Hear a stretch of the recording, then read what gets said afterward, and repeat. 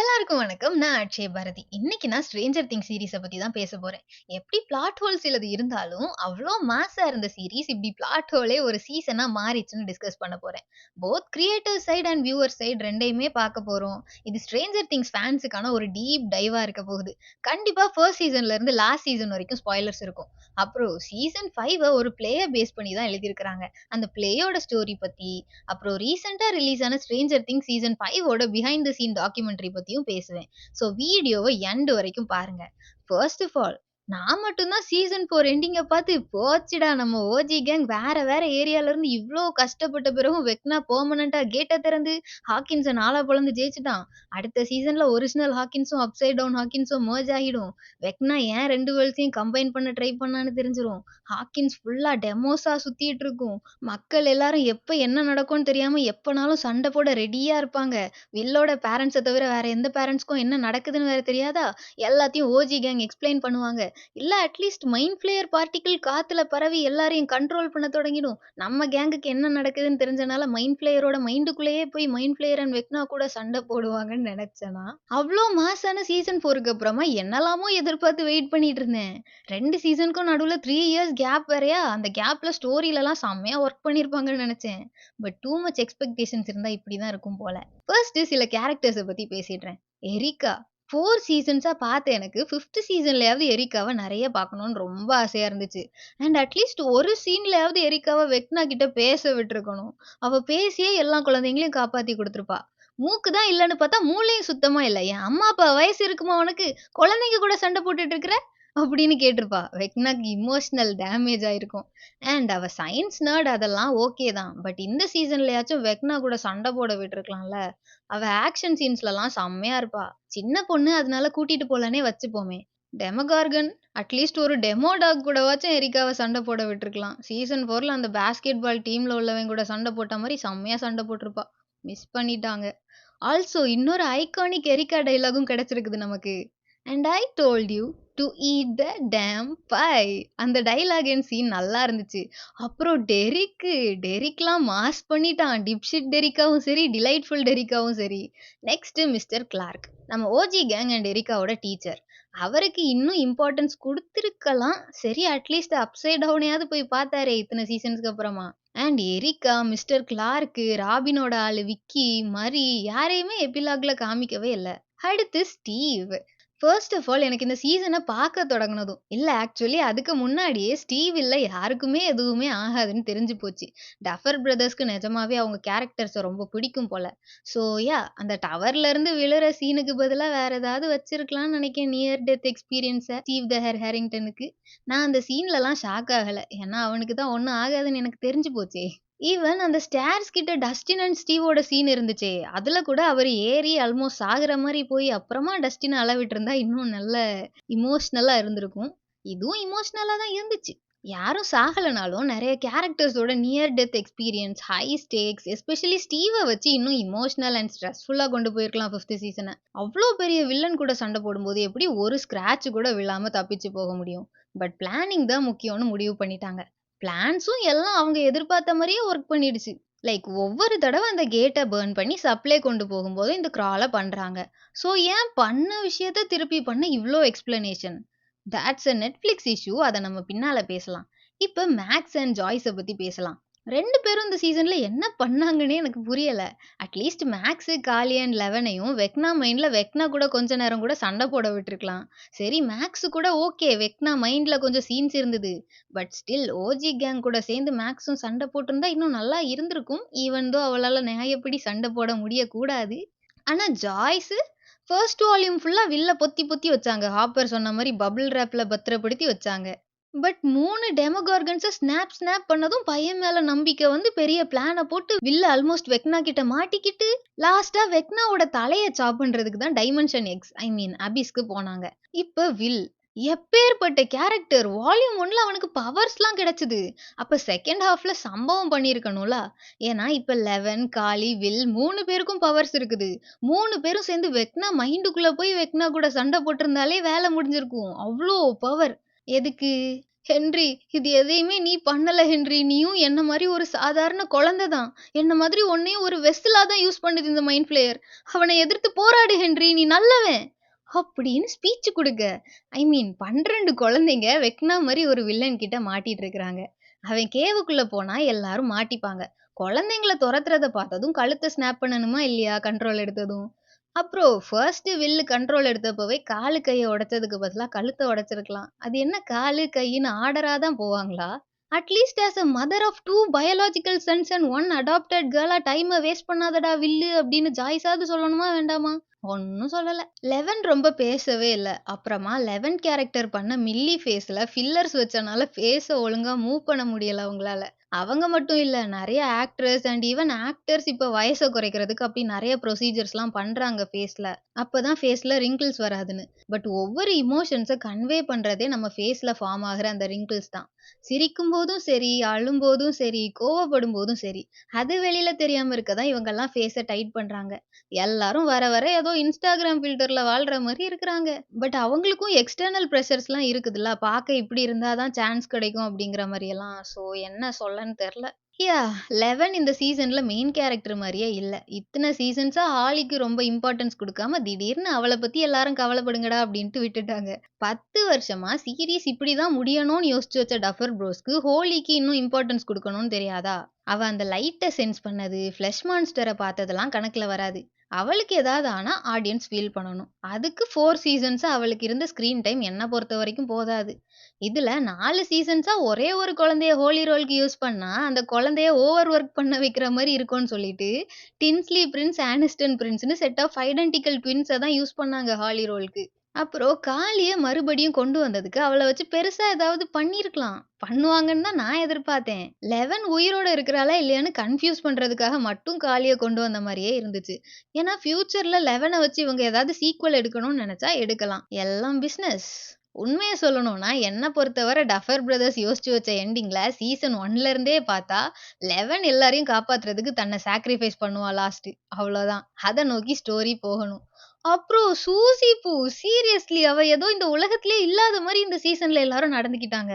எங்கேயாவது டஸ்டினோட டிப்ரஷன்னாலயும், உலகத்த காப்பாத்துற டியூட்டினாலயும் பேசிக்க முடியாம 2 பேரும் பிரேக்கப் பண்ணிட்டாங்கன்னாவது சொல்லியிருக்கலாம். ஒண்ணும் சொல்லல. டஸ்டின 2ண்ட் சீசன்ல டான்ஸ் ஆட மாட்டேன்னு சொல்லி ரிஜெக்ட் பண்ண ஸ்டேசி பொண்ணு வந்து பார்ட்டிக்கு கூப்பிட்டதும், சூசிய மறந்துட்டு ஸ்டேசிய பார்த்து வழிஞ்சுட்டு நர்வஸ் ஆகிட்டு ஓகே சொல்றான் அந்த டஸ்டின் பையன். லைக் உனக்கு தான் சூசி பூன்னு ஒரு ஆள் இருக்குதே. Turn around. Look at what you see. அதெல்லாம் ஞாபகம் இருக்குதா இல்லையா? மேக்ஸுக்கு அப்புறமா ஒரு அம்மா உண்டுல. அவங்க ஏன் அவள பார்க்கறதுக்கு ஹாஸ்பிட்டலுக்கு போகவே இல்ல? 2 வருஷமா அவளுக்கு யாரு ஹாஸ்பிட்டல் பில் கட்டியிருப்பாங்க? டஃபர் ப்ரோஸ்ட்ட கேட்டா ஆடியன்ஸ் புரிஞ்சுக்கட்டும்னு தான் அப்படியே விட்டுட்டோம்னு சொல்லுவாங்க. சீசன் 4ல கடைசியா பார்க்கப்பட்ட good doctor, good scientist doctor Sam Owens என்ன ஆனார்ன்னே தெர்ல. அப்புறம் honourable mentions. Barbara rest in peace. பில்லிக்கும் rest in peace. Eddie rest in peace. Mister Bob rest in peace. Argyle that long hair guy. அவருக்கு என்ன ஆனார்ன்னே தெர்ல. பீட்சா வித்துட்டு இருப்பாரா இருக்கும் அரைபோதையில கலிஃபோர்னியால. இப்ப Henry slash Vecna slash one slash mister வாட்ஸிட்ட பத்தி கொஞ்சம் பேசலாம். ஹானஸ்ட்லி ஹோல் ஸ்ட்ரேஞ்சர் திங்ஸ்லயும் அவன் செத்தத பார்த்து தான் எனக்கு ரொம்ப வருத்தமா இருந்துச்சு. அதுலயும் எஸ்பெஷலி அந்த லாஸ்ட்டா அந்த முள்ளுல மாட்டிட்டு இருந்த சீன்லாம் இருக்குதே, செம்மையா பெர்ஃபார்ம் பண்ணியிருந்தாரு ஜேமி. ஃபேஸ எப்படி பாவமா வச்சிருந்தாரு. ஐயோ! அழகா நடிச்சிருந்தாரு ஜேமி வெக்னா ரோல்ல. ஆனா எப்பேர்ப்பட்ட வில்லன் வெக்னா சீசன் 4ல எல்லாரையும் நடுங்க வச்சாரு. இந்த சீசன்ல வெக்னாவோட அறிவு திறன ரொம்ப கம்மி பண்ணிட்டாங்க ஃபார் சம் ரீசன். ஐ மீன் அத்தன வருஷமா எல்லார் கண்லயும் மண்ணு தூவி இருக்கிறான். கொளுத்தி விட்ட பிறகும் சரியாகி இன்னும் ஸ்ட்ராங்கா ஸ்நாச்ட் வெயிஸ்டோட வந்து நிக்கிறான். நேர்ல வராம எல்லாரோட மைண்ட்ஸ கண்ட்ரோல் பண்ணி அவ்ளோ பண்ணியிருக்கிறான். 11 ஃபர்ஸ்ட் டைம் அவன அபிஸ்க்கு அனுப்பும்போது கூட அத்தன லைட்னிங் ஸ்ட்ரைக்ஸ் மேல பட்ட பிறகும் உயிர் வாழ்ந்திருக்கிறான். அவன் பிளட்ல இருந்து தான் இத்தன பவர்ஃபுல் குழந்தைங்கள டாக்டர் பிரனர் கிரியேட் பண்ணியிருக்கிறாரு. அப்படிப்பட்ட ஒரு வில்லன வச்சு ஃபைனல் சீசன்ல என்னலாம் பண்ணலாம்? பட் இங்க வால்யூம் 1 எண்டுல வந்து வில்ல தடவி குடுத்துட்டு கொஞ்சம் மிலிட்டரிய சம்பவம் பண்ணிட்டு கிளம்பிட்டாரு. அப்ப ஏன் நம்ம மெயின் கேரக்டர்ஸ ஒண்ணுமே பண்ணல? மொத்த சீசன்லயும் அந்த டெமோஸ் அண்ட் வெக்னா மத்தவங்க கிட்ட சண்டை போடுறதுக்கும், நம்ம மெயின் கேஸ்ட் கூட சண்டை போடுறதுக்கும் இருக்கிற டிஃபரன்ஸ் இருக்குதே! ஏன் அப்பதான் அவங்கலாம் அபிஸ்க்கு வந்து உன்ன கொல்லுவாங்கன்னா? அப்புறம் ஹென்ரியா, மிஸ்டர் வாட்ஸிட்டா தான் மோஸ்ட்டா இருந்தாரா? அவ்வளோதான். ஜாய்ஸ் கையால கடைசி செத்து போயிட்டான். ஐ மீன் வில்ல அந்த ஃப்ளாஷ்பேக்க பார்த்து ஃபீல் பண்ணி ஹென்ரிய பேசி நல்லவராக்க ட்ரை பண்ணானா, அப்ப ஹென்றி ஹெல்ப் பண்ண ட்ரை பண்ணி மறுபடியும் மைண்ட் ஃப்ளேயர் கண்ட்ரோல் எடுத்திருந்தாலோ, இல்ல இவங்களுக்கு ஹெல்ப் பண்ண போய் செத்து போயிருந்தாலோ எவ்ளோ நல்லாருக்கும். சில வில்லன்ஸ்லாம் நல்லவங்களாக வாய்ப்பே இல்லன்னு சொல்லுவாங்க சிலர்லாம். பட் அப்படிதான்னா, ஹென்றி அந்த ஃப்ளாஷ்பேக்க பார்த்து அப்படியா ரியாக்ட் பண்ணியிருப்பான்? அவனுக்கு ஹியூமன் சைடே இல்லன்னா, அந்த ஃப்ளாஷ்பேக்க பார்த்து ஒரு ஹியூமன் மாதிரி பயத்துல குழந்தை மாரி அழுதுருக்கவே வேண்டாமே! அந்த கேவுக்குள்ள போக பயப்பட்டுருக்கவே வேண்டாமே! அந்த சயின்டிஸ்ட்ட குட்டி ஹென்றி கொல்றத பார்த்து நக்கல் சிரிப்பு தானே சிரிச்சிருக்கணும். இல்லன்னா அந்த சீன திரும்பி பார்க்காம நேரா குழந்தைங்கள விரட்டியிருக்கணும். ஏன்னா அவரு தானே பேடா இருக்க டிசைட் பண்ணாரு. அப்புறம் அவ்ளோ பெரிய வில்லன் பேட் காய்னா, வில்லு கூட பேச்சுவார்த்தையா நடத்திட்டு இருப்பான். அவன் நம்மள கண்ட்ரோல் பண்ணிட்டு இருக்கும்போது, இவன் வேற காதுக்குள்ள கொசு மாரி அப்டின்ட்டு கழுத்த ஸ்னாப் பண்ணியிருக்க மாட்டாரு? ஒண்ணு அப்படி பண்ணணும், இல்ல இப்படி பண்ணணும். நான் நடுவில் தான் நிப்பேன், கான்ட்ராடிக்ட் தான் பண்ணுவேன்னா எப்படி? இது எப்படி தெரியுமா இருக்கு? வெக்னா/ஹென்றி/1/மிஸ்டர் வாட்செட்டுக்கு இந்த எமோஷன்ஸ்லலாம் சீன் இருக்கணும் அப்படின்னு செக்லிஸ்ட் போட்டா மாரி இருக்கு. அப்புறம் தலைவர் கொஞ்சம் சீசன்ஸாவே உலகங்கள இணைக்க போறேன் அப்படின்ட்டு சுத்திட்டு இருக்கிறாரு. கஷ்டப்பட்டு ஹாக்கின்ஸ 4ஆ பொளந்து, பெர்மனன்ட் கேட் எல்லாம் திறந்து, வார்ம் ஹோல சுருக்கி, ஃபர்ஸ்ட்டு 2 உலகங்கள் மோதுனா யாராவது ஏதாவது மீதி இருக்குமான்னு தெர்ல. பட் அத விடுங்க. 2 உலகமும் சேர்ந்துட்டுன்னே வச்சுப்போம். அப்புறம்? அப்புறம் என்ன? எதுக்கு சேர்க்கணும்? நம்ம குரூப் எதுக்கு 2 வேர்ல்ட்ஸும் சேரக்கூடாதுன்னு சண்ட போடுறாங்க? யாருக்கும் தெரியாது. ஒரு சீன்ல வெக்னா ஹாப்பர் 11 சுட்ட மாரி விஷன் காமிச்சாரே! அப்ப நெஜமாவே ஹாப்பர் கையால 11 கொன்னுருக்கலாம் வெக்னா நெனச்சிருந்தா. ஆனா ஃபார் சம் ரீசன் கொல்லாம விட்டுட்டான். யாரு மைண்டுக்குள்ள வேணாலும் போய் இப்படி விஷன் காமிச்சு ஏமாத்தலான்னா, எல்லாரையும் அந்த ஒரு பவர வச்சே வெக்னா கொன்னுருக்கலாமே! அவன் என்ன பவர்ஸ யூஸ் பண்ண தெரியாத அறிவில்லாத வில்லனா?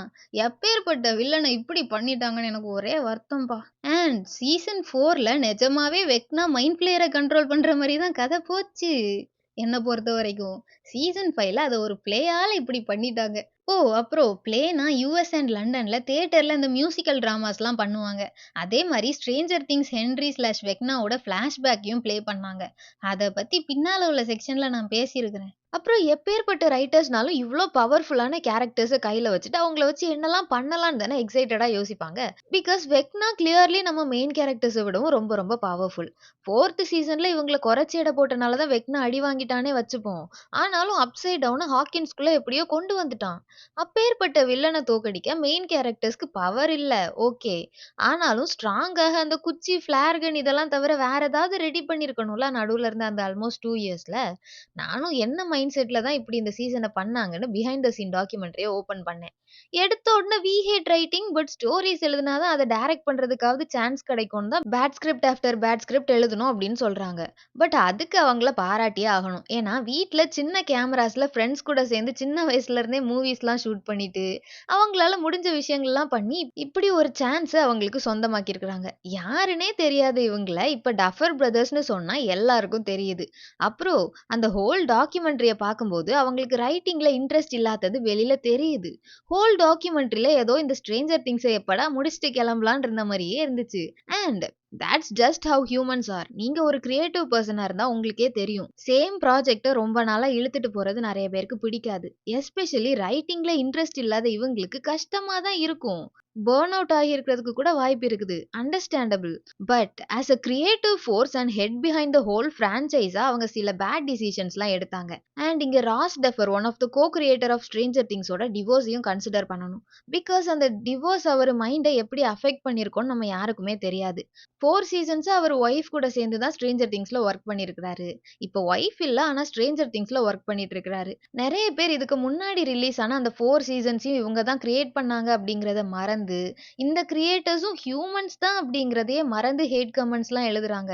அந்த சீசன திட்டி, அவங்கள திட்டிலாம் நெறைய வீடியோஸ் போட்டுட்டு இருக்கிறாங்க. அவங்களும் ஹியூமன்ஸ் தான். 5 சீசன்ஸ்ல ஒரு சீசன் சுமாரா இருக்குதுன்னு இவ்ளோ ஹேட் அவசியமான்னு எனக்கு தெரியல. Netflix டெட்லைன் தான் முக்கியம்னு சொல்லுவாங்க. ஆஸ் வியூவர்ஸா நம்மளும் 3 இயர்ஸ் இருந்துச்சுலாம் ஒர்க் பண்ண வேண்டியது தானே அப்படின்னு தான் சொல்லுவோம். பட் பிஹைண்ட் த சீன்ல அவங்க பெர்சனல் லைஃப்ல என்னென்ன நடந்துச்சு, அவங்க எப்படி எமோஷனலா ஃபீல் பண்ணிட்டு இருக்கிறாங்கன்னு நம்ம யாருக்குமே தெரியாது. ஸோ ராஸ் டஃபர் கிரியேட் பண்ற ரைட் மைண்ட் செட்ல தான் இருந்தாரான்னு தெரியல.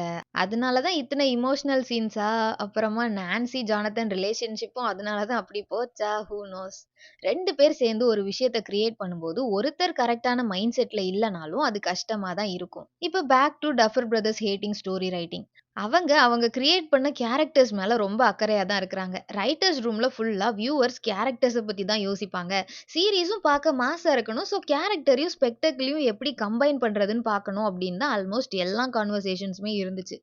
இங்க Netflixஓட கை இருக்கிறதுக்கும் வாய்ப்பு இருக்குது. ஸ்டோரி இப்படி இப்படிலாம் இருக்கணும்னு அவங்க டிமாண்ட் பண்ணியிருக்கிறதுக்கு நெறைய வாய்ப்புகள் இருக்குது. அப்புறமா ஸ்பெக்டக்கிள் கிரியேட் பண்ணணும்னு சொல்றதுக்கும் வாய்ப்பு இருக்குது. ஏன்னா ஆஃப்டர் ஆல் $500 million செலவு பண்ணியிருக்காங்கல்ல இந்த சீசன்ல Netflix. பிலவட் கேரக்டர்ஸ கொன்னா சீரிஸ் ஃபன்னா இல்லாம ஸ்ட்ரெஸ்ஃபுல் ஆகிடும்னு தான் யாரையுமே கொல்லலன்னு சொன்னாங்க. To be honest that's kind of true. So ரைட்டிங்ல எல்லாருக்கும் ஹாப்பி எண்டிங் அவங்களால குடுக்க முடியும். அதனால குடுத்துட்டாங்க. Well except 11 and Mike I guess. But stranger திங்ஸோட கோர் அதோட கேரக்டர்ஸ் அண்ட் எங்கேஜிங் ஸ்டோரி. ஏதாவது ஒண்ணு இல்லனா கூட ஸ்ட்ரேஞ்சர் திங்ஸா இருக்காது. அது டஃபர் பிரதர்ஸ்க்கு புரியலன்னு நெனைக்கிறேன். அவங்களுக்கு அவங்க ஸ்க்ரீன்ல என்ன காமிக்கணும்னு நெனைக்கிறாங்கன்னு தெரியுது. எந்தெந்த மூவிஸ பார்த்து இன்ஸ்பயர் ஆகி என்ன மாரி கேமரா ஒர்க்ஸ் எல்லாம் யூஸ் பண்ணணும்னு ஆசைப்படுறாங்கன்னு தெரியுது. அண்ட் கேமரா ஒர்க்ஸ் அத நான் சொல்லியே ஆகணும். சீரிஸ் பார்க்கும்போது நான் அத பத்திலாம் யோசிக்கவே இல்ல. பட் கேரக்டர்ஸ் கூடவே டிராவல் பண்ற மாரி இருக்கணும்னு சில லாங் ஷாட்ஸ்லாம் சிங்கிள் டேக்ல பண்ணியிருக்காங்க. அதெல்லாம் பிஹைண்ட் த சீன்ல பார்க்கறதுக்கு செம்மையா இருந்துச்சு. கேமராவ மூவ் பண்றதுக்குன்னே ஏதோ இந்த கொரியோகிராஃபிலாம் படிக்கிற மாரி கேமராமேன் பிராக்டிஸ், ரிஹர்சல்லாம் பண்றாரு. ஸோ டஃபர் பிரதர்ஸ் செம்ம டைரக்டர்ஸ் அண்ட் கேமரா ஒர்க்ஸ்லாம் நல்லா இருந்துச்சு. அதெல்லாம் நான் சொல்லியே ஆகணும். அண்ட் எந்த ஸ்கிரிப்ட எப்படி மூவியாவோ இல்ல சீரிஸாவோ ஸ்க்ரீன்ல காமிக்கணும்னு அவங்களுக்கு ரொம்ப நல்லாவே தெரியுது. But as writers they need help. நான் அப்சர்வ் பண்ண வரைக்கும் அவங்க well balanced characters, high stake scenes, situation, ஸ்பெக்டக்கிள்ஸ்லாம் செம்மையா கிரியேட் பண்றாங்க. பட் அத கொஹீசிவா கன்டினியூவேஷனோட இருக்கிற ஒரு ஹோல் ஸ்டோரி அண்ட் ஸ்க்ரீன் பிளேயா எப்படி பண்றதுன்னு தான் அவங்களுக்கு தெரியலன்னு நினைக்கிறேன். தெரியல அப்படிங்கிறத விட கேரக்டர்ஸோட பேக் ஸ்டோரி என்னெல்லாம் நடக்கணும்னு விஷுவலைஸ் பண்ணி டிசைட் பண்றது அதெல்லாம் ஈஸி தான். இன்ஃபேக்ட் ஒரு ஸ்டோரி எழுதும்போது அப்படிதான் அந்த ப்ராசஸே ஸ்டார்ட் ஆகும். அத கரெக்ட்டா கனெக்ட் பண்ணி கொஹீசிவா ஒரு ஸ்டோரியா எழுதுற வரைக்கும் எல்லாமே பிளாட் ஹோல்ஸா தான் இருக்கும். எல்லாத்தையும் ஒரு கான்கிரீட் ஸ்டோரியா மெண்ட் பண்றதுக்கு நெறைய பிரைன் ஒர்க் தேவைப்படும். அகைன் நான் டஃபர்ஸ்க்கு அந்த அளவுக்கு பிரெயின் இல்லன்னுலாம் சொல்ல வரல. இத எப்படி சொல்ல? ஒரு குழந்தை ஸ்கூலுக்கு அவங்க ஃப்ரெண்ட்ஸ் கூட ஜாலியா டைம் ஸ்பெண்ட் பண்ண போறாங்கன்னு வச்சுக்கோங்க. அங்க போனா அவங்க டீச்சர்ஸ் படிக்க சொல்றாங்க, நெறைய ஹோம் ஒர்க் குடுக்குறாங்க, முடிக்கலன்னா பனிஷ்மெண்ட்ன்னு வேற சொல்றாங்க.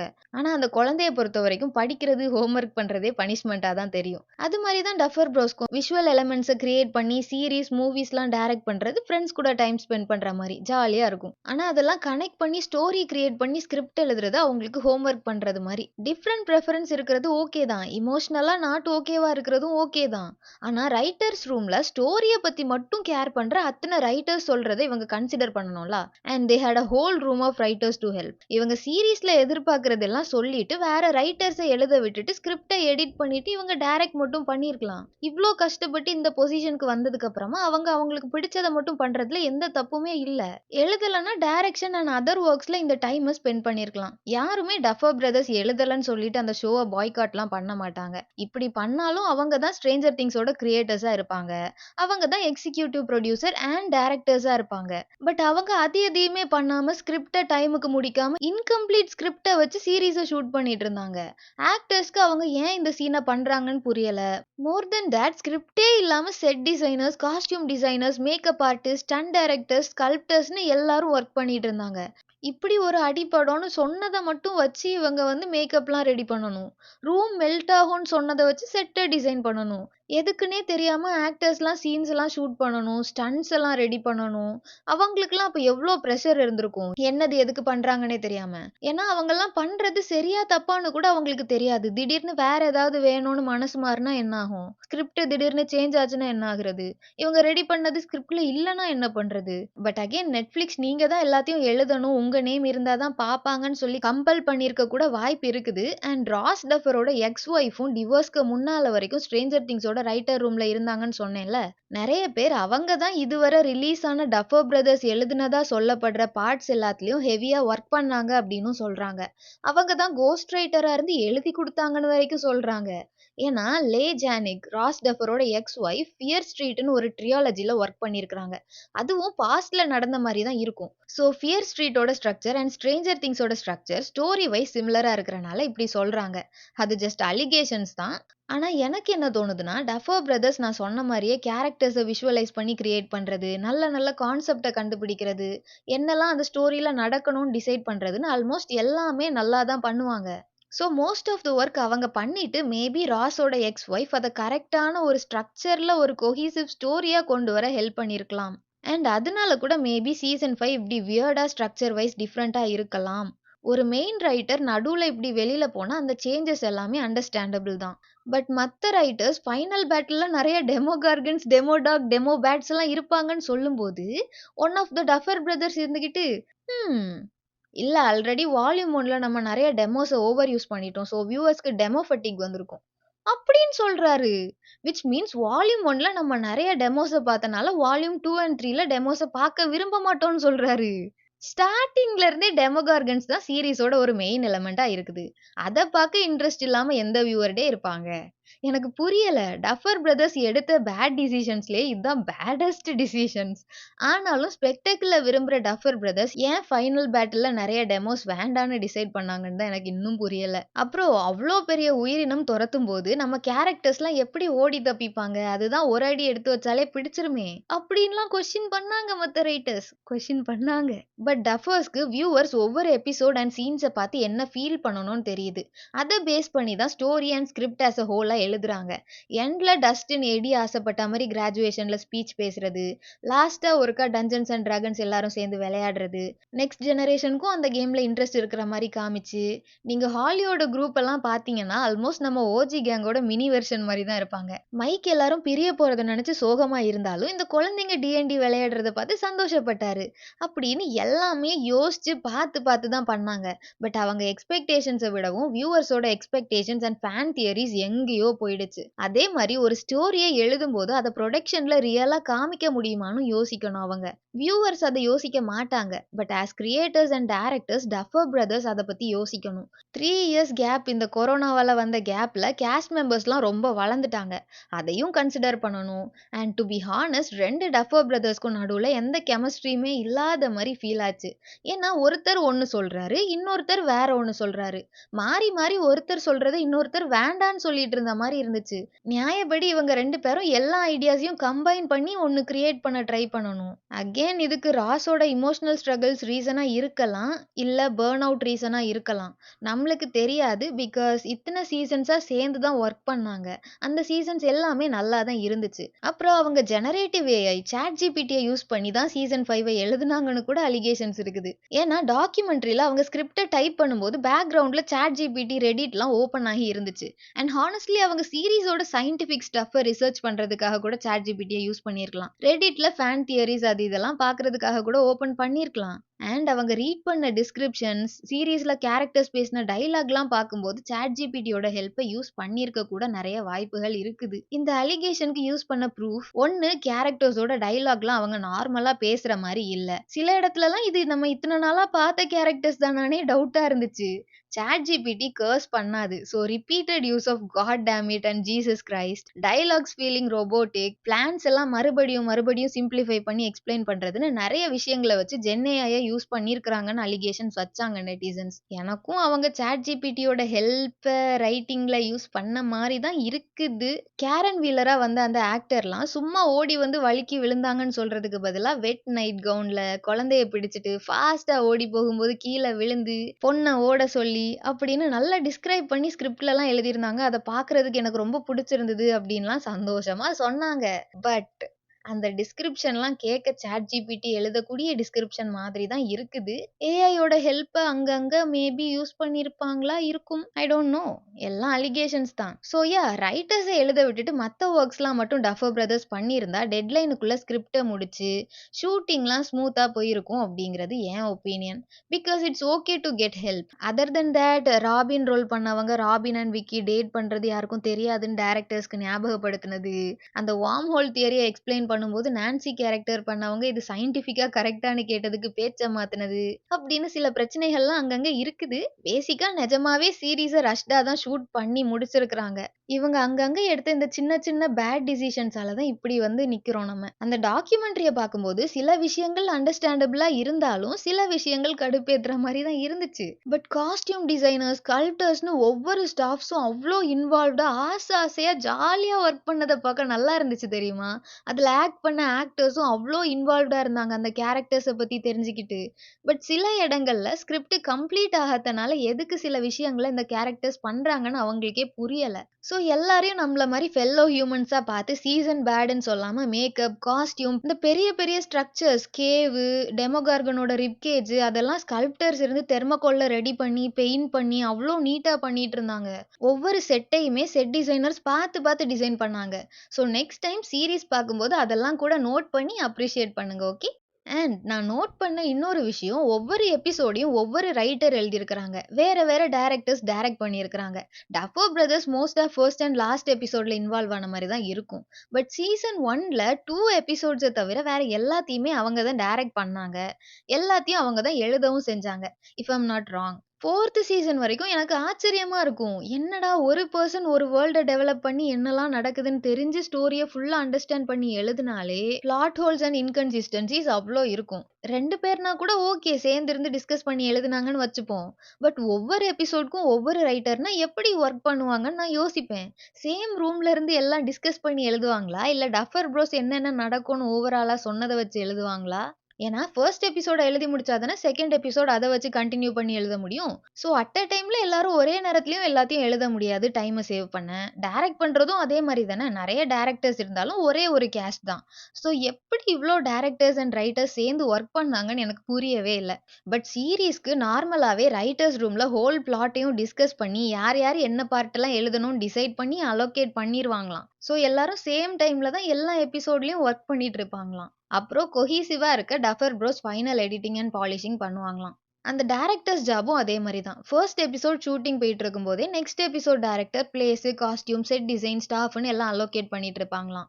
அப்புறம் ஃபர்ஸ்ட் எபிசோட் ஷூட்டிங்க டஃபர் ப்ரோஸ் முடிச்சதும், அதோட post production works like editing, மத்த எபிசோட் ஸ்கிரிப்ட்ட எடிட் பண்றது அப்படின்னு மத்த ஒர்க்ஸ் எல்லாம் பார்க்க தொடங்கிருவாங்களாம். ஒரு சீரிஸ் ஃபில்மிங்கே இப்படி தான் சைமல்டேனியஸா நடக்குமாம். அப்புறம் ஃபைனல் எபிசோட்ஸ எழுதி முடிக்கிறதுக்கு முன்னாடியே சீசன் 1 எல்லாம் ஷூட்டிங் நடந்துட்டு இருந்துச்சாம். சீசன் 5லயும் அதே மாரி தான் பண்ணாங்க. ஸ்கிரிப்ட்டே எழுதி முடிக்காமலே ஃபைனல் எபிசோட்ஸ்லாம் ஷூட் பண்ணிட்டு இருந்தாங்க. இப்ப பிளாட்ஸ பத்தி எனக்கு இருக்கிற தாட்ஸ் அண்ட் கொஸ்டின்ஸ சொல்லப் போறேன். ஸ்டார்ட்டிங்ல இருந்தே வருவோம். சீசன் 1 வில்லு கிட்னாப் ஆனானா? அப்சைட் டவுன்ல மாட்டுனானா? 11 லேப்ல இருந்து தப்பிச்சாளா? அவள மிலிட்டரி தொரத்துனாங்களா? வில்ல என்னலாமோ பண்ணி காப்பாத்துனாங்களா? அப்சைட் டவுன்ல என்னலாமோ பார்ட்டிகிள்ஸ் இருக்கறனால காத்து சரியில்லன்னு ஃபுல் சூட்ல தான் உள்ள போனாங்க. ஒரே ஒரு டெமோகார்கன கொல்ல 11 செத்து போனான். ஐ மீன் செகண்ட் சீசன்ல அவ உயிரோட தான் இருக்கிறான்னு தெரிஞ்சுது. But Stranger things first season OG story அதோட முடிஞ்சிருக்கணும்.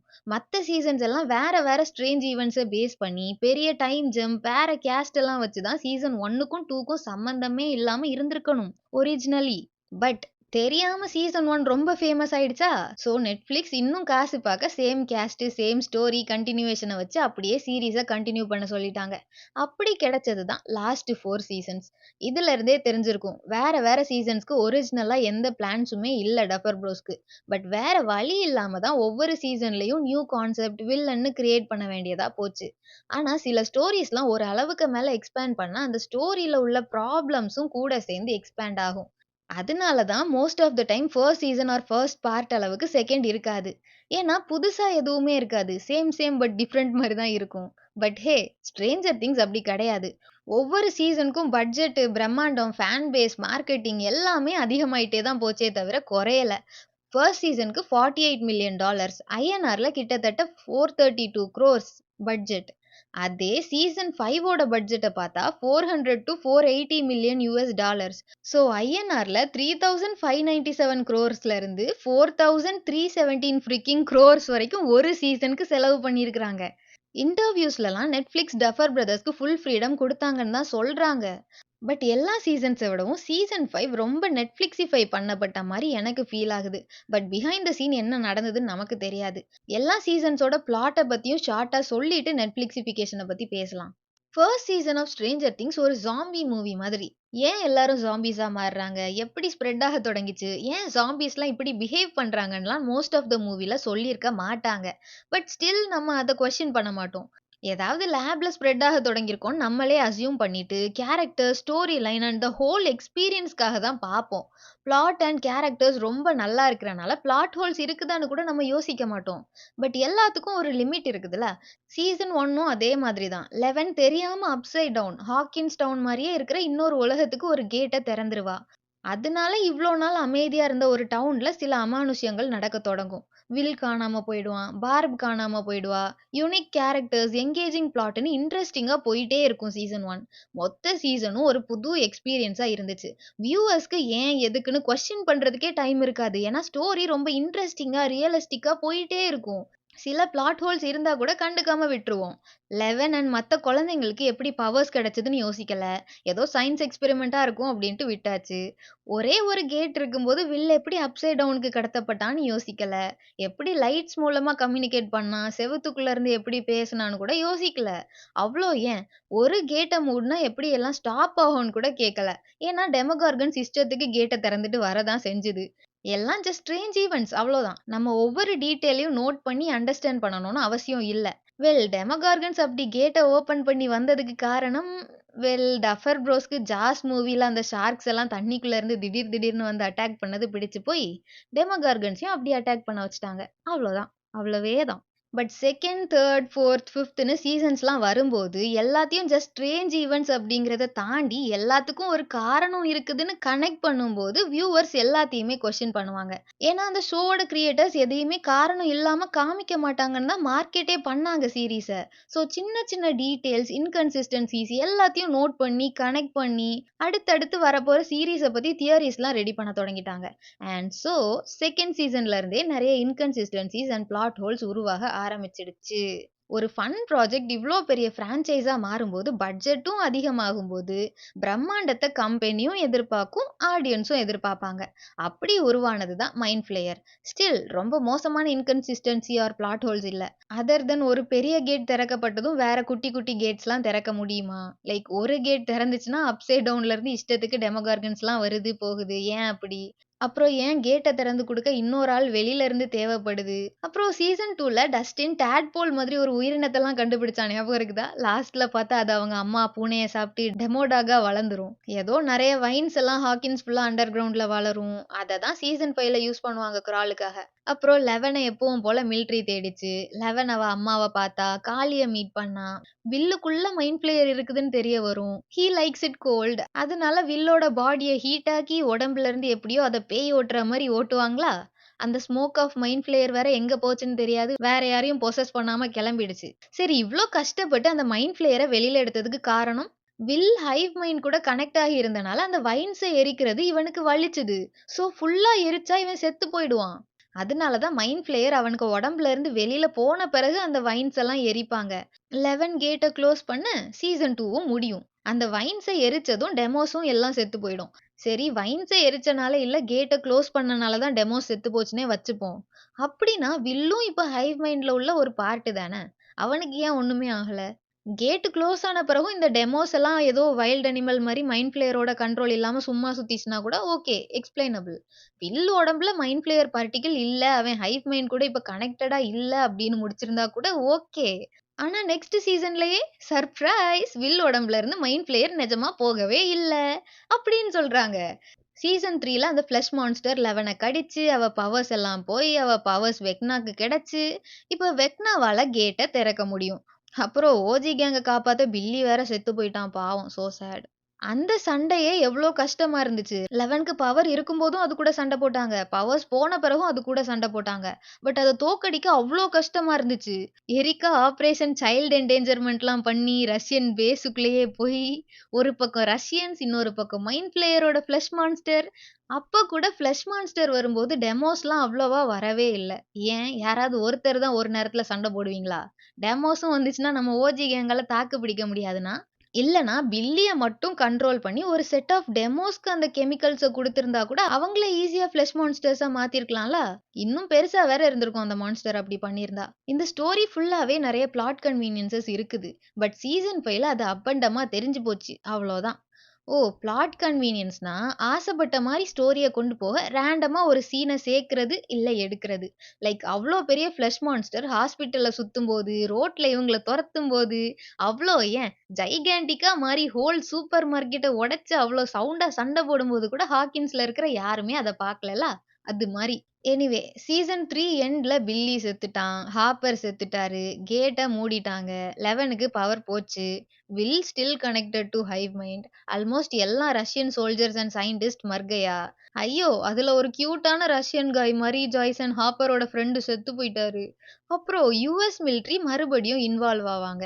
ஸோ யுஎஸ் மிலிட்டரிய தாண்டி எப்படி இந்த ரஷ்யன் மிலிட்டரி வந்து ஹாப்பர தூக்கிட்டு, உயிரோட இருக்கிற அத்தன டெமோகார்கன்ஸ், டெமோடாக்ஸ் எல்லாம் தூக்கிட்டு, மைண்ட் ஃப்ளேயர் பார்ட்டிகிள வேற எப்படியோ கிடைச்சது. அதெல்லாம் எடுத்துட்டு ரஷ்யாவுக்கு போனாங்க. தெரியாது. கேட்ட மூடுனா மத்த சீசன்ஸ் மாரி டெமோஸ்லாம் செத்துருக்கணும்ல. ஏன் சாகல? உயிரோட ரஷ்யால ரஷ்யன்ஸோட பேஸ்ல இருந்துச்சு. No one knows. சீசன் 4லலாம் அங்கேயும் இங்கேயும் கேட்டு திறக்கும். ஏன்னு கேட்டா வெக்னாக்கு 11ஓட கேட்ட திறக்கக்கூடிய பவர்ஸ் சீசன் 3ல இருந்து கிடைச்சிடுச்சு. ஓகே. அப்படின்னாலும் நியாயப்படி இப்ப வெக்னாக்கு வெக்னாவோட பவர்ஸும் இருக்குது, 11ஓட பவர்ஸும் இருக்குது. ஸோ வெக்னா மட்டுமே 11 விடவும் ரொம்ப ஸ்ட்ராங்கா தானே இருக்கணும். அது கூட டெமோகார்கன்ஸ், டெமோடாக்ஸ், டெமோ பேட்ஸ், மைண்ட் ஃப்ளேயர் எல்லாம் கம்பைன் பண்ணா ஈஸியா ஜெயிச்சிடலாமே. அவங்க சம் ரேண்டம் கிட்ஸ் தான. அதனாலேயே சீசன் 5ஓட பேட்டில் இன்னும் கஷ்டமா இருந்திருக்கணும். But knob. சீசன் 4ல டிப்ரஷன்ல இருக்கிற 4 பேர வெக்னா கண்டுபிடிச்சு கொன்னு, அது எதுக்குன்னு இன்னும் புரியல எனக்கு. ஏன் 4 பேருன்னும் தெரியல எனக்கு. மொத்த கேங்கும் ரஷ்யா, கலிஃபோர்னியா, ஹாக்கின்ஸ்ன்னு ஒவ்வொரு இடத்துல இருந்து சண்டை போட்டு, ரஷ்யால உள்ள டெமோஸ ஹர்ட் பண்ணா வெக்னாக்கு வலிச்சு, நல்ல வேளை வில்லு கலிஃபோர்னியால இருந்தனால ஒண்ணும் ஆகல. அது எப்படி? ரஷ்யால அடிச்சா ஹாக்கின்ஸோட அப்சைட் டவுன்ல இருக்கிற வெக்னாக்கு வலிக்கும்போது, சேம் லெவல்ல இருக்கிற வில்லுக்கு வலிக்காதா? அண்ட் ஃபார் யுவர் இன்ஃபர்மேஷன் ஹாக்கின்ஸ்ல இருந்து கலிஃபோர்னியாவ விட ரஷ்யா ரொம்ப தூரம். லாஸ்ட்ல வெக்னாவ கொளுத்தி, மேக்ஸோட கை, கால்லாம் உடைஞ்சு, கண்ணு போயி, ஸ்டாப் ஆன மேக்ஸோட ஹார்ட்ட 11 ஸ்டார்ட் பண்ணி, மேக்ஸ் கோமாக்கு போய், லாஸ்ட் வர மேக்ஸ் எல்லாருக்கும் லெட்டர்ல என்ன எழுதுனானே தெர்ல. ஸ்டீவுக்குலாம் லெட்டர் எழுதுனான். ஹாக்கின்ஸ் நாலா பொளந்து, பெர்மனன்ட் கேட் ஓப்பன் ஆகி, எல்லாரும் ஒரே இடத்துல கூடி கேட்டெல்லாம் ஓப்பன் ஆகி, அப்சைட் டவுன் ஹாக்கின்ஸ்குள்ள வரத் தொடங்கிடுச்சு. அண்ட் அகெயின் அப்சைட் டவுனோட காத்து பாய்சன் மாரி தான் இருந்துச்சு. ஏன்னா அது பரவ பரவ பிளான்ட்ஸ் எல்லாம் கருகி போச்சு. அப்ப ஏன் இவ்ளோ சீசன்ஸா உள்ள வெளிலன்னு இஷ்டத்துக்கு அப்சைட் டவுனுக்கு போயிட்டு வந்த நம்ம கேங்குக்கு ஒண்ணும் ஆகல. அதுலயும் சீசன் 5ல லேப் எல்லாம் கட்டி அங்கேயே வாழ வேற தொடங்கிட்டாங்க. ஃபர்ஸ்ட் சீசன் மாரி ஏதாவது மாஸ்காவது போடணும்ல. வெல் பிளான்ட்ஸும் ஹியூமன்ஸும் ஒண்ணும் இல்ல அப்படிங்கிறதுனாலயா இருக்கும். அப்புறம் எனக்கு இத்தன சீசன்ஸா பார்த்த பிறகும் 11ஓட பவர்ஸ் அண்ட் வெக்னாவோட பவர்ஸ் என்னன்னே ஒழுங்கா புரியல. 11லாம் வில்லு அப்சைட் டவுன்ல பேசுறத ரேடியோல சேனல் பண்ணா, மைண்டுக்குள்ள போறா, ஸ்டாப் ஆன ஹார்ட்ட ரீஸ்டார்ட் பண்றா. அண்ட் அப்சைட் டவுன்ல தண்ணி இருக்காது. ஒரு லேக்கோட அடியில இருக்கிற அந்த கேட் வழியா தான் அப்சைட் டவுனுக்குலாம் போவாங்க ஸ்டீவ், நான்சி, ராபின் அப்புறமா எடி. பட் அதர் சைடுல லேக்கு காஞ்சு போய் தான் இருக்கும். அந்த சீசன்ல தான் புதுசா டெமோ பேட்ஸ் எல்லாம் பார்த்தோம். அண்டர் வாட்டர் கேட்டு. அத பத்தி கொஞ்சம் பேச வேண்டியது இருக்குதே. அக்கார்டிங் டு டஸ்டின்ஸ் தியரி, எடியோட கேபின்ல இருக்கிற அந்த கேட்டு, சீலிங்ல இருந்த கேட்டுக்குள்ள ஒரு துணிய தூக்கி மேல போட்டானா டஸ்டின். அது அப்படியே அப்சைட் டவுன்ல மேல இருந்து கீழ தொங்கிச்சா, விச் மீன்ஸ் கிராவிட்டி ஆப்போசிட் டைரக்ஷன்ல புல் பண்ணிச்சு அந்த பெட்ஷீட்டை. அதனால ரைட் சைடு அப் ஹாக்கின்ஸ் ஒரு பக்கம், அப்சைட் டவுன் ஹாக்கின்ஸ் ஒரு பக்கம் அந்த துணியை இழுக்குது. நம்மலாம் இந்த வடம்லாம் இழுக்கிறோம்ல அது மாதிரி. அந்த ஆப்போசிட் ஃபோர்ஸஸால தான் எங்கேயுமே அந்த துணியை கட்ட வேண்டியது இல்ல. அது நியாயமா தான் இருக்குது. பட் ஒரு ஹியூமன் அதுல ஏறுனதும் அந்த பெட்ஷீட் நியாயப்படி கீழ விழுந்திருக்கணும். டக் ஆஃப் வார்லலாம் 2 பேருமே ஈக்குவல் ஃபோர்ஸ் போட்டு இழுத்தா கயிறு எந்த பக்கமுமே அசையாது. இதே ஒரு பக்கம் ஃபோர்ஸ் இன்னொரு பக்கத்த விட அதிகமா இருந்துச்சுன்னா, ஈக்விலிபிரியம் மிஸ் ஆகி ஒரு பக்கம் அவுட் ஆயிடுவாங்க. Same concept. ஸோ இது சயின்டிஃபிக்கலி not accurate. But for some reason லேக்குக்கு அடியில இருக்கிற அந்த கேட்டுக்கு இந்த லாஜிக் கிடையாதுன்னு முடிவு பண்ணிட்டாங்கன்னு நினைக்கிறேன். ஏன்னா அந்த அண்டர் வாட்டர் கேட்டுக்குள்ள இந்த லாஜிக்கை யூஸ் பண்ணா போறதுக்கே வாய்ப்பில்ல. Because according to this logic லேக்குக்கு அடியில இருக்கிற கேட்டை யூஸ் பண்ணவே முடியாது. 2 சைடுல உள்ள கிராவிட்டியும் மோதி கேன்சல் ஆகிடும். ஸோ கேட்லயே மிதந்துட்டு மாட்டிட்டு இருப்பாங்க யாருனாலும். ஒரு பக்கத்துல இருந்து இன்னொரு பக்கம் போக முடியாது. ஸோ லாஜிக்கலி கேட்ல மாட்டிட்டு இருக்கிறவங்கள வெளியில எடுக்க ஒண்ணு அப்சைட் டவுன் இல்லைன்னா ரைட் சைடு அப்ல இருந்து எக்ஸ்டர்னல் ஃபோர்ஸை யூஸ் பண்ணி யாராவது இழுத்து வெளியில எடுத்தாதான் உண்டு. பட் கேட்ஸும் மினி வார்ம் ஹோல் மாதிரி தான். ஒரு பாடியோட மோர் தென் 50% ஆஃப் மாஸ் எந்த பக்கம் இருக்குதோ அந்த பக்கம் உள்ள கிராவிட்டி தான் அவங்கள அஃபெக்ட் பண்ணுமா. அதனால தான் நீந்தி கீழ போனவங்க கேட்ல இருந்து வெளியில வந்ததும் டமால்னு தரையில விழுந்தாங்க. அப்படின்னு தான் ஸ்ட்ரேஞ்சர் திங்ஸ் டீம் எக்ஸ்பிளைன் பண்ணாங்க. இதெல்லாம் கொஞ்சம் கன்ஃப்யூசிங்கா தான் இருக்கு. சரி, அத விடுங்க. யாரு வேணாலும் ஃப்ரீயா போலாம்ல அந்த கேட்டுக்குள்ள. அப்ப ஏன் லேக்ல உள்ள அந்த தண்ணி இந்த பக்கத்துல இருந்து அந்த பக்கம் போகல? ஓ! ஒருவேள அப்சைட் டவுன்ல தண்ணி கிடையாதுல்ல, அதனாலயா இருக்குமோ? கேட்டு ரொம்ப நாளா தண்ணிக்கு அடியில ஓப்பன் ஆகி தானே இருந்தது. அந்த மெம்பரேன் மூடி இருந்ததுன்னே வச்சுப்போமே. ஸ்டீவ் அத கிழிச்சுட்டு உள்ள போகும்போதாவது அவன் கூட கொஞ்சமாவது தண்ணி உள்ள போயிருக்கணும்ல.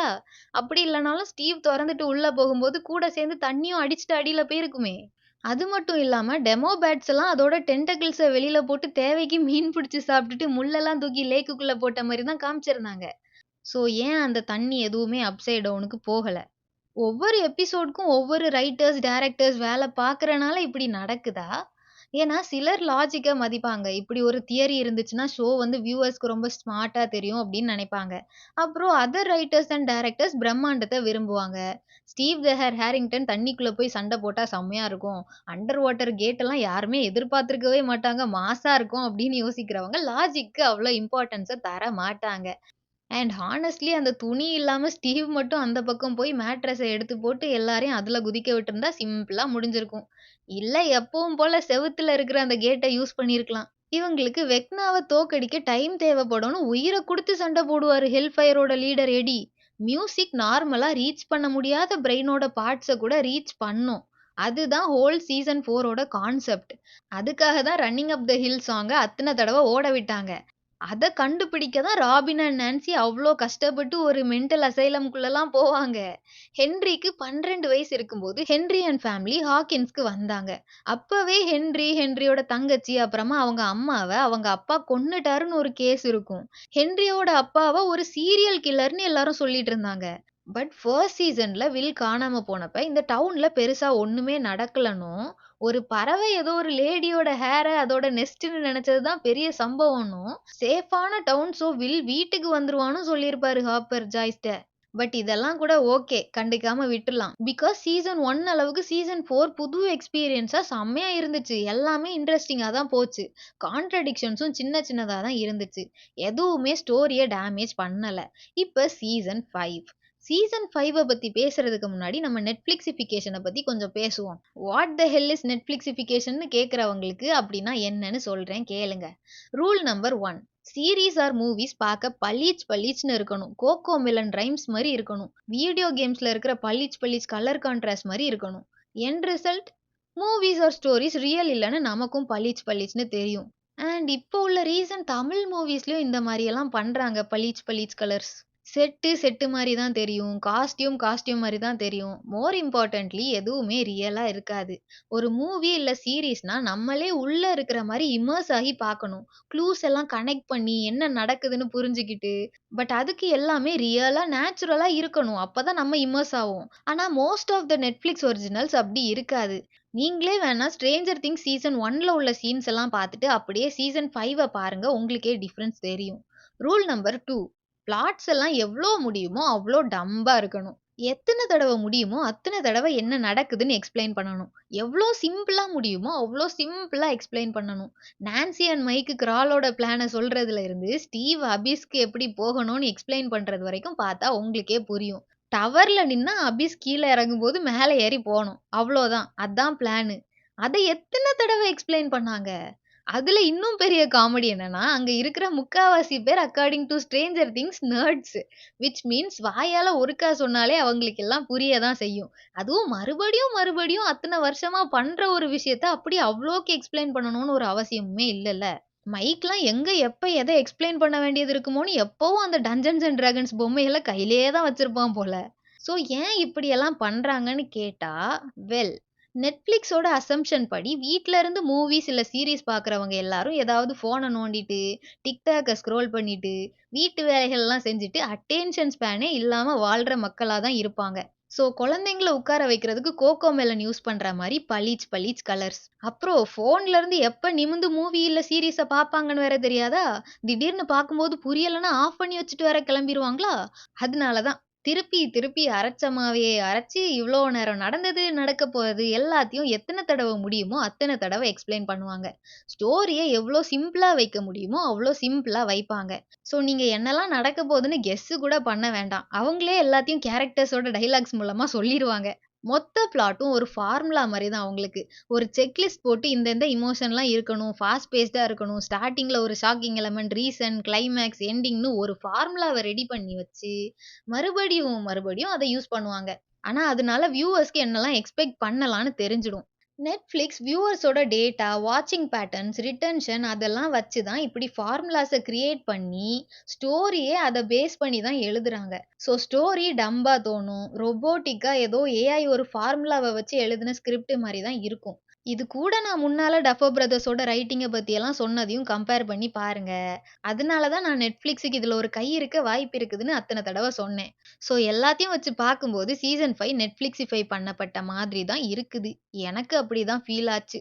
பிகாஸ் ஏன் எப்படி ஹாக்கின்ஸ் நாலா பொளந்து அப்சைட் டவுன் கண்ணுக்கு தெரிஞ்சு உள்ள இருந்து என்னலாமோ வந்து ரெட் லைட்னிங்லாம் வந்து பிளான்ட்ஸ் எல்லாம் கருகி போன பிறகு அத சாதாரண எர்த்குவேக்ன்னு மக்கள் நம்புனாங்க.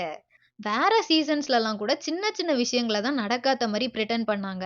பட் இந்த சீசன் 4ஏ நடக்காத மாரி பிரிட்டெண்ட் பண்றாங்க. வெக்னா அவ்ளோ கஷ்டப்பட்டு ஓப்பன் பண்ண அவ்ளோ பெரிய கேட்ட ஸ்டீல் பேண்ட்-எய்ட் போட்டு க்ளோஸ் பண்ணிட்டாங்க. அதுல குழந்தைங்கள்லாம் சறுக்கி விளையாடிட்டு இருக்குறாங்க. அந்த சீசன் 4 எண்டிங்க வச்சு என்னலாம் பண்ணியிருக்கலாம். பட் ஒண்ணும் நடக்காத மாரி எல்லாரும் இருக்குறாங்க.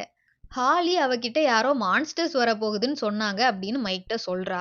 ஆனா இவ்ளோ சீசன்ஸா மான்ஸ்டர்ஸ் கூட சண்டை போட்ட மைக் என்னடான்னா, அது உன் இமேஜினேஷன் ஹாலி அப்படின்னு சொல்றான்.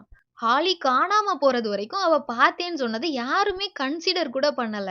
பட் கேஸ்ட் இந்த 3 இயர்ஸ் கேப்ல வளர்ந்ததுனால அவங்க இப்படி சேஞ்சஸ்லாம் பண்ண வேண்டியதா இருந்திருக்கலாம்.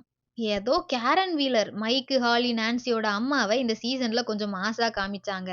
பட் ரியலிஸ்டிக்கா அவ்ளோ அடி வாங்கிட்டு உயிருக்கு போராடிட்டு ஹாஸ்பிட்டல்ல இருக்கிற அவங்க பெட்ல இருந்து எந்திரிச்சிருக்கவே முடியாது.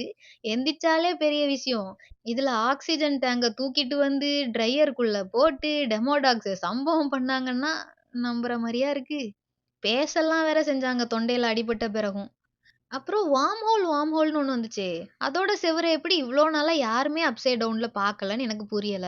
வார்ம் ஹோல்னா என்னன்னு அந்த சீரிஸ்லயே மிஸ்டர் கிளார்க்க வச்சு நல்லா தான் எக்ஸ்ப்ளைன் பண்ணியிருப்பாங்க. நானும் லைட்டா சொல்றேன். பாயிண்ட் ஏல இருந்து ரொம்ப தூரத்துல, வேற கான்டினென்ட்ல, வேற பிளானெட்ல, இல்ல வேற டைமென்ஷன்ல இருக்கிற ஒரு பாயிண்ட் பிக்கு சீக்கிரமா போற ஒரு ஷார்ட்கட் தான் வார்ம் ஹோல்.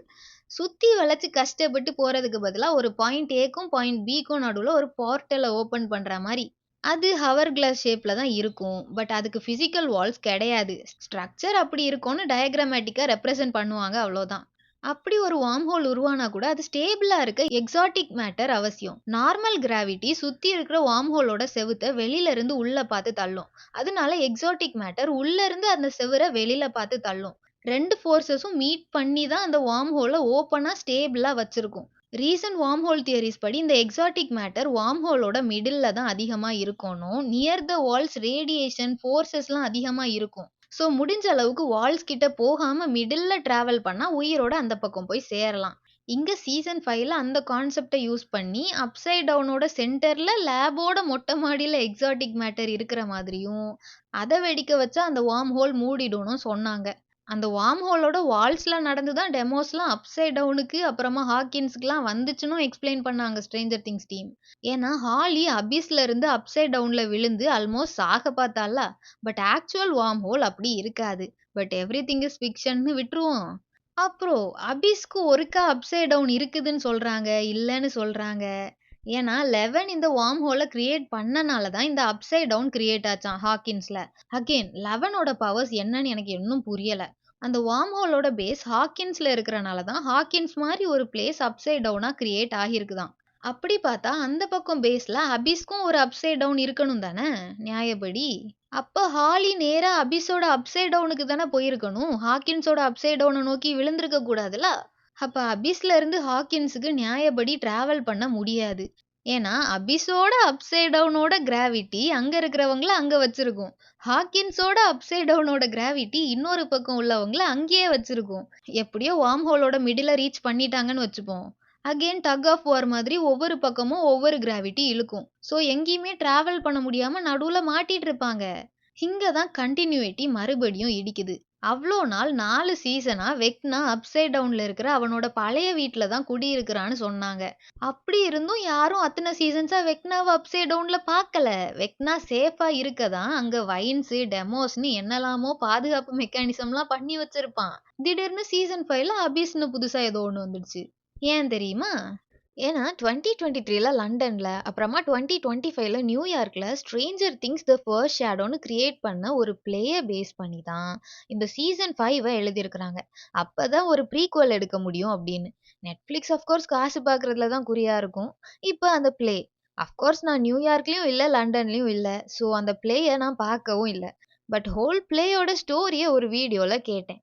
வேணும்னா அந்த வீடியோவோட லிங்க டிஸ்கிரிப்ஷன்ல போடுறேன். வீடியோ இங்கிலீஷ்ல தான் இருக்கும். வேணும்னா பாருங்க. நான் இதுல ஷார்ட்டா சொல்லிடுறேன். இந்த பிளே வில் காணாம போறதுக்கு 15 இயர்ஸ்க்கு முன்னாடி நடந்த மாரி காமிக்கிறாங்க. According to the play, doctor பிரெனரோட அப்பா எங்கேயோ கப்பல்ல போகும்போது தெரியாம டைமென்ஷன் எக்ஸ்ன்னு வேற ஒரு டைமென்ஷனுக்கு போயிடுவாரு. அந்த டைமென்ஷன் எக்ஸ தான் டஞ்சன்ஸ் அண்ட் டிராகன்ஸ் ரிலேட்டடா இருக்கணும்னு அபிஸ்ன்னு சொல்லியிருக்கிறாங்க இந்த 5th சீசன்ல. அங்க மைண்ட் ஃப்ளேயர் பிரெனரோட அப்பாவ அஃபெக்ட் பண்ணனால அவரோட பிளட் குரூப்பே மாறிடும். பிரெனர் எப்படியோ அந்த மைண்ட் ஃப்ளேயர் பார்ட்டிகிள்ஸ அவங்க அப்பா உடம்புல இருந்து எடுத்துருவாரு. அந்த மைண்ட் ஃப்ளேயர் பார்ட்டிகிள்ஸ தான் ஒரு ரஷ்யன் ஸ்பை கூட வேலை பார்க்குற மாரி நடிச்சு திருடிட்டு போயிடுவான். அந்த ரஷ்யன் ஸ்பைய தான் ஹென்றி சின்ன பையனா இருக்கும்போது அந்த கேவுக்குள்ள பார்ப்பான். அப்புறம் அந்த பார்ட்டிகிள் அவன அஃபெக்ட் பண்ணி அவனுக்கும் பிளட் டைப் மாறி பவர்ஸ் கிடைக்கும். ஹென்றி வினோதமா நடந்துகிட்டத பார்த்த அவங்க அப்பா, அம்மா புது இடத்துக்கு போனா சரியாயிடுவான்னு ஹாக்கின்ஸ்க்கு போவாங்க அவன் ஃபேமிலியோட. ஹாக்கின்ஸ்ல Henry, Joyce, Hopper, Bob, Ted Wheeler, Karen, ஸ்டீவோட அப்பா அம்மான்னு நம்ம ஓஜி கேங்ஸ் எல்லாரோட பேரண்ட்ஸ் கூடவும் சேர்ந்து சேம் ஹை ஸ்கூல்ல படிப்பான் ஹென்றி. ஸ்கூல்லயும் ஹென்ரிய எல்லாரும் வினோதமா தான் பார்ப்பாங்க. பாபுக்கு ஒரு அடாப்டட் தங்கச்சி உண்டு. அவங்களையும் எல்லாரும் ஒதுக்கி தான் வைப்பாங்க. ஸோ ஹென்ரியும் பாபோட சிஸ்டர் பேட்டியும் சேர்ந்து சுத்தி லவ் பண்ண ஸ்டார்ட் பண்ணிருவாங்க. ஜாய்ஸ் எல்லாரையும் இன்க்ளூட் பண்ணணும்னு அவங்க கண்டக்ட் பண்ண போற ஒரு பிளேல ஹென்றி அண்ட் பேட்டிய லீட் ரோல்ஸ்ல அசைன் பண்ணுவாங்க. அந்த பிளேயும் நல்லபடியா நடந்துரும். பட் ஹென்ரியோட பாடிய மைண்ட் ஃப்ளேயர் கண்ட்ரோல் பண்ண ட்ரை பண்ணிட்டே இருக்கும். அதனால ஹென்றி கனவுலயே சுத்தி இருக்கிற எல்லாரோட பெட்ஸையும் ஒண்ணு ஒண்ணா கொல்லுவான். அவனுக்கே தெரியாம. டஸ்டினோட அம்மாவோட கேட் அப்பவும் செத்து போகும் பாவம். எத்தன கேட்ஸ் அவங்களோடது செத்து போச்சோ. பேட்டி கிட்ட ஹென்றி இத சொல்லும்போது, "நீ அப்போ உன் ட்ரீம்ஸ் எல்லாம் நல்ல கனவா மாத்து" அப்படின்னு அவங்க சொல்றாங்க. பேட்டியோட கனவையே ஹென்றி அவன் பவர்ஸ் மூலமா கண்ணு முன்னால காமிக்கிறான். ஹென்ரியும் கொலை பண்ணாம இருக்க எவ்ளோ முடியுமோ அவ்ளோ ட்ரை பண்றான். பட் அந்த மைண்ட் ஃப்ளேயர் பேட்டி உருவத்துலலாம் வந்து ஹென்ரியோட மைண்ட வீக் ஆக்கிடும். ஜாய்ஸ், ஹாப்பர், பாப் 3 பேரும் பெட் மர்டர்ஸ இன்வெஸ்டிகேட் பண்றாங்க. ஒவ்வொரு கொலை நடக்கும்போதும் கேட் கிட்ட அந்த டஸ்டினோட காம்பஸ்லாம் ஒழுங்கா வேலை பார்க்காதே. அதே மாதிரி பாபோட ரேடியோ வினோதமா செயல்பட்டனால அத வச்சு பாப் ஒரு டிவைஸ் பண்றாரு. அந்த டிவைசஸ் மூலமா ஹென்ரியோட வீட்டை கண்டுபிடிச்சு 3 பேரும் அங்க போவாங்க. ஹென்றி கூட பேட்டி சுத்துறத பிடிக்காத பாப் அண்ட் பேட்டியோட அப்பா ஹென்ரியோட வீட்டுக்கு பேட்டிய தேடி போவாரு.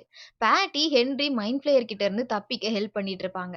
அப்ப ஹென்ரியோட பாடியை கண்ட்ரோல் பண்ண மைண்ட் ஃப்ளேயர் எல்லாரையும் அடிச்சு போடும். அப்ப ஹென்ரியோட அப்பா மிலிட்டரியில யாரையோ கொல்லுவார்ல, அத முணங்கிட்டு இருக்கிறத கேட்ட ஜாய்ஸ், ஹாப்பர் அப்புறமா பாபு, ஹென்ரியோட அப்பா விக்டர் தான் கில்லர் அப்படின்னு நினைப்பாங்க. அந்த சம்பவத்துல தான் பாப் அண்ட் பேட்டியோட அப்பாக்கும் நல்லா அடிபட்டு பார்வையும் போயிடும். சீசன் 4ல ஹென்ரியோட அப்பா இருந்தாரே அந்த மென்டல் அசைலம்ல, அது மாதிரி. பாபோட அப்பா ஏதோ கீழே தான் விழுந்துட்டாரு அப்படின்னு நியூஸ் வருது. அப்புறம் ஹென்ரியோட அம்மா அவனை டாக்டர் பிரெனர் கிட்ட ட்ரீட்மெண்ட்டுக்கு அனுப்புறாங்க. ஜாய்ஸ், ஹாப்பர் அண்ட் பாப் இன்னுமே என்ன நடந்ததுன்னு இன்வெஸ்டிகேட் பண்ணிட்டே தான் இருக்கிறாங்க. ஹென்ரியோட அப்பாவை எப்படியாவது கில்லர்னு ப்ரூஃப் பண்ணணும்னு. ஒரு பிளே மூலமா ஹென்ரியோட அப்பா விக்டர் வாயால எப்படியாவது உண்மையை சொல்ல வைக்கணும்னு டிசைட் பண்றாங்க. அந்த பிளேக்கும் ஹென்றி அப்புறமா பேட்டி தான் லீட் ரோல்ஸ். பிரெனர் ஹென்ரியோட பவரை வெளியில கொண்டு வர அந்த லேப்ல அவனை வச்சு என்னலாமோ பண்றான். பேட்டி கிட்ட அவங்க அப்பா மைண்ட் ஃப்ளேயர் தான் அவரை கொல்ல பார்த்ததுனும் ஹென்றி தான் அதை தடுத்து நிறுத்தினானும் சொல்றாரு. மைண்ட் ஃப்ளேயரை வரைஞ்சு வேற காமிக்கிறாரு. அதுக்கு எல்லாமே வேணும்னும் ஹென்ரியால மட்டும்தான் எல்லாரையும் காப்பாத்த முடியும்னும் அதுக்கு ஹென்ரிக்கு பேட்டியோட ஹெல்ப் அவசியம்னு சொல்றாரு. பிரெனர் ஹென்ரியோட பிளட்ட வச்சு என்னலாமோ நிறைய எக்ஸ்பெரிமெண்ட்லாம் பண்றாரு. வேற டைமென்ஷனை பாக்குறதுக்கு நிறைய எக்ஸ்பெரிமெண்ட்லாம் பண்றாரு. புது புது டிவைசஸ்லாம் வச்சு கேட்டை திறக்க வேற செய்வாங்க ஹென்ரியோட பவரை யூஸ் பண்ணி. அப்படி மைண்ட் பிளேயர், டெமோகார்கன்ஸ் எல்லாம் பார்ப்பாங்க.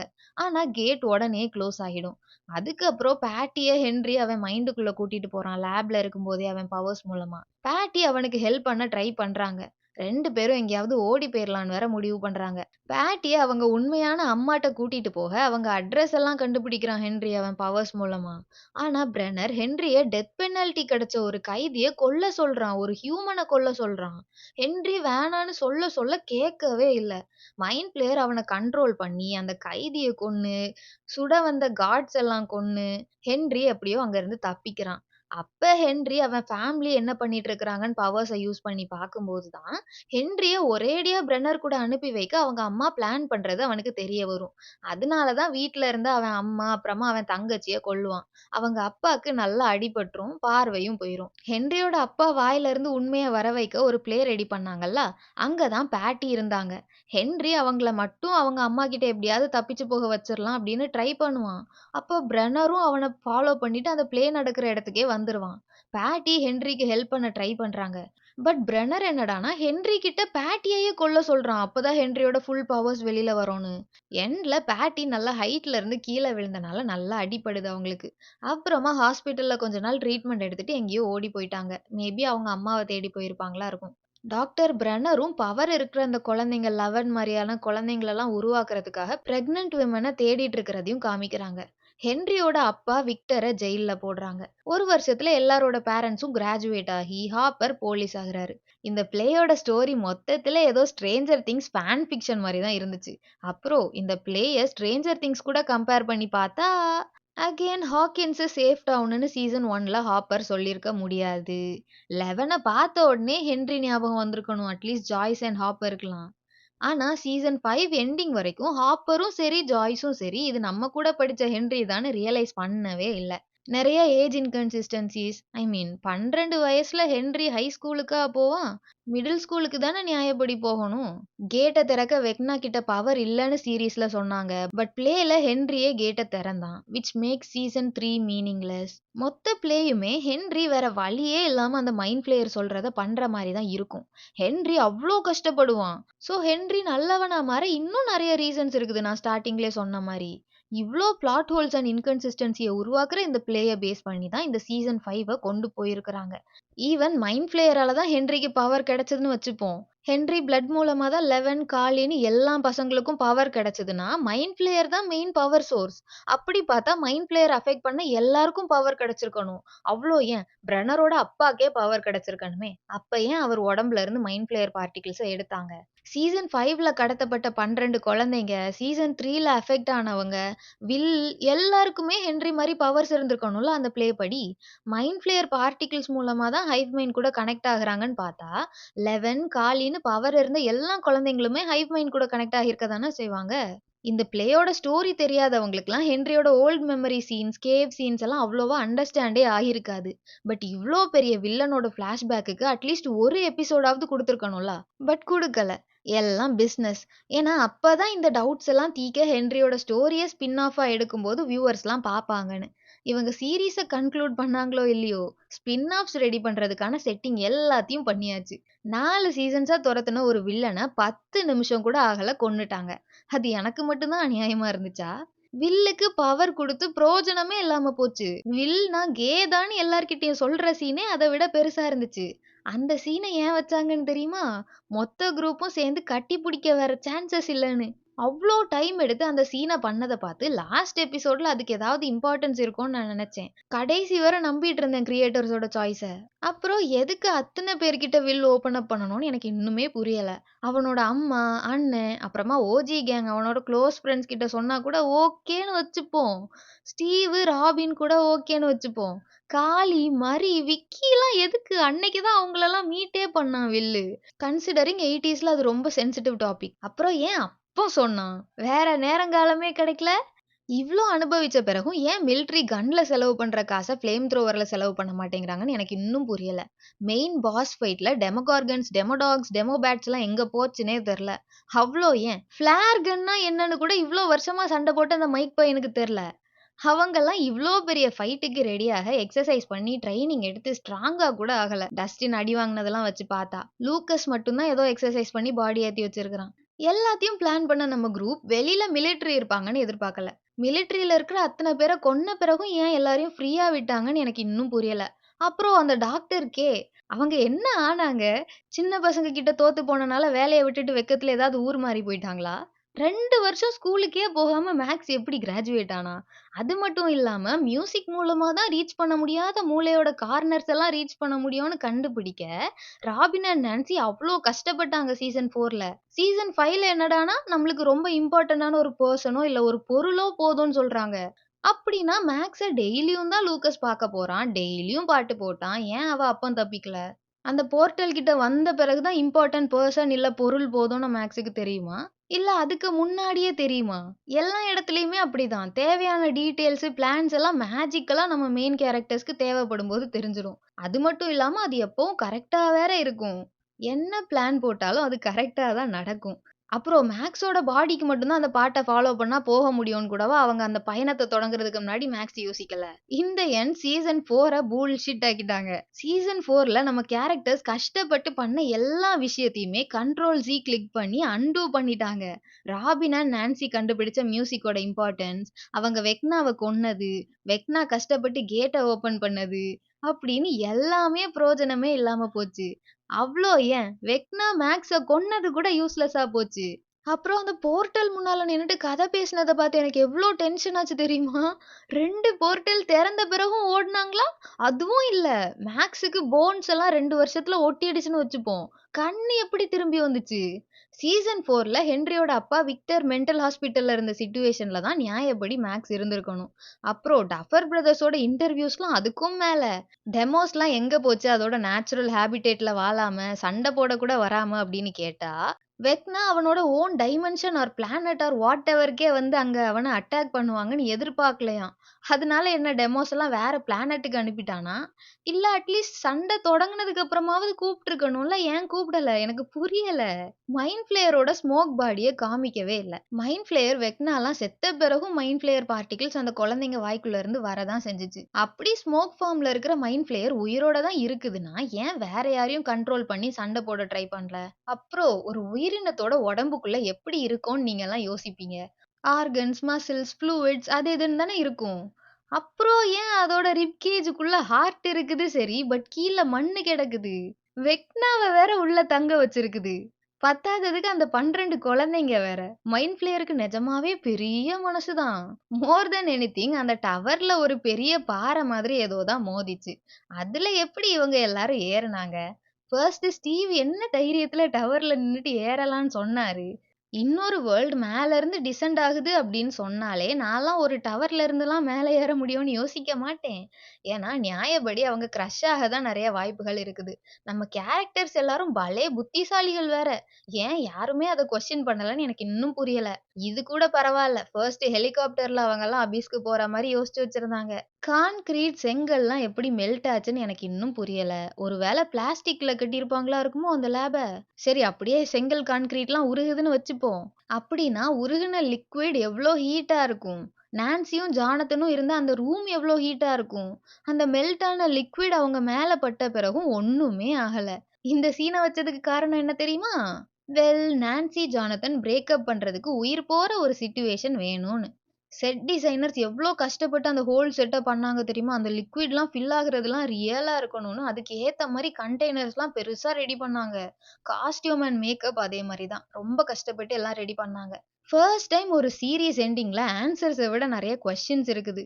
இப்படி ஒரு வினோதமான எண்டிங், செட் இன்கன்சிஸ்டன்சிஸ், கேரக்டர்ஸோட கேரக்டரிஸ்டிக்ஸ்ல இருந்த இன்கன்சிஸ்டன்சிஸ் எல்லாம் பார்த்து, பாவம் நெறைய பேர் சர்ப்ரைஸா ஜான்வரி 7 நிஜமான லாஸ்ட் எபிசோட் ரிலீஸ் பண்ணுவாங்கன்னு வேற நம்பிட்டு இருந்தாங்க. கன்ஃபர்மிட்டி கேட்ன்னு ஒரு தியரி அவ்ளோ ஃபேமஸ் ஆச்சு. எல்லாம் வெக்னா நம்ம குரூப்புக்கு காமிச்ச விஷன்னுலாம் தியரி சொன்னாங்க. இந்த சீசன் 4 அண்ட் 5 ரிலீஸ் ஆகுறதுக்கு நடுவுல 3 இயர்ஸ் கேப் இருந்துச்சுல, அந்த கேப்ல எல்லா ஃபேன் தியரீஸையும் ரீட் பண்ணியிருந்தா, எக்ஸிஸ்டிங் பிளாட் ஹோல்ஸ் அடைச்சிருக்கலாம். இருந்த பட்ஜெட்டுக்கு செமையா மாஸா ஒரு சீசன ரிலீஸ் பண்ணியிருக்கலாம் போல தான் தோணுது. அட்லீஸ்ட் எல்லா எபிசோட்ஸையும் சேம் டைம்லயாவது ரிலீஸ் பண்ணியிருக்கலாம்ல. எனக்கு அவ்ளோ வெயிட் பண்ணி கொஞ்சம் கொஞ்சமா பார்த்தனால இன்னும் கடுப்பா இருந்துச்சு. நவம்பர்ல 4 எபிசோட், கிறிஸ்மஸ்க்கு 3 எபிசோட், நியூ இயருக்கு 1. சேம் டைம்ல ரிலீஸ் பண்ணா ஒரே நேரத்துல பார்த்து முடிச்சிருப்பேன். ஸ்ப்ளிட் பண்ணி ரிலீஸ் பண்ணனால நடுவுல என்னலாம் நடக்க வாய்ப்புகள் இருக்குதுன்னுலாம் நான் ஒரு பக்கம் இமேஜின் பண்ணி, ஃபேன் தியரீஸ்லாம் கேட்டு சொல்லணும்னா சொல்லிட்டே போகலாம். பட் இந்த சீரிஸ ஸ்டார்ட்டிங்ல இருந்தே பார்த்த எக்ஸ்பீரியன்ஸ மறக்கவே முடியாது. யாருன்னே தெரியாத கேரக்டர்ஸ் கூட கனெக்ட் ஆகி, வில் எப்படி காணாம போனான்? ஏன் செவுத்துக்குள்ள இருந்து அவங்க அம்மா கூட பேசுறான்?